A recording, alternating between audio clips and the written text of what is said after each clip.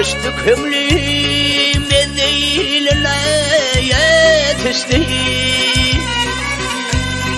Kalmalarım filmin yazımdan kalındı.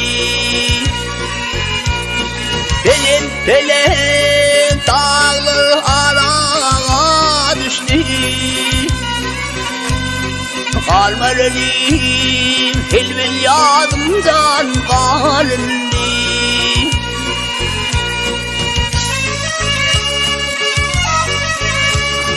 Kara saçın uzun örtün örmesin. Hoş halini yine görsün vay görmesin.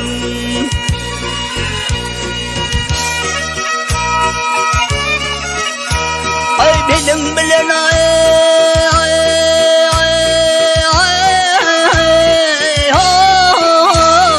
devran sürsen sürmesin. Kalmalarım filmin yazımdan kalındı.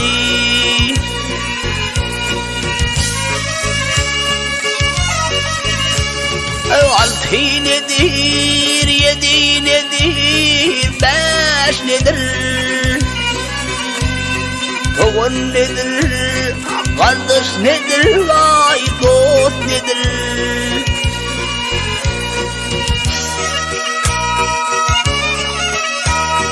Kara mıydın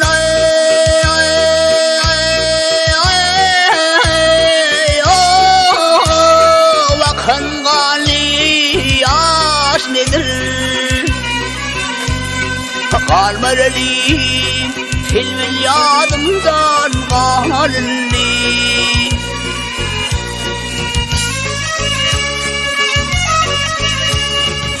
Aşık himra düştü ışkın yoluna.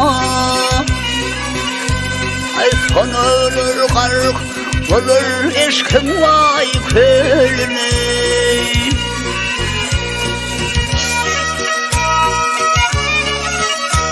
Ay bas hoşmuş hemen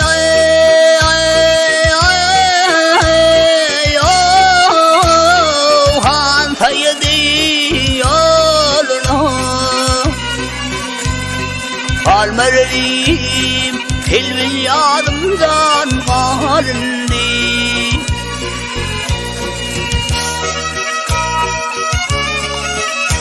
Ay bas hoşmuş hemen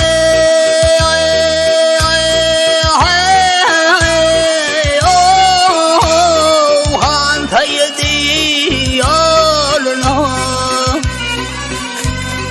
Kalmalarım filmin yazımdan kalındı. Alaymarım filmin yazımdan kalındı.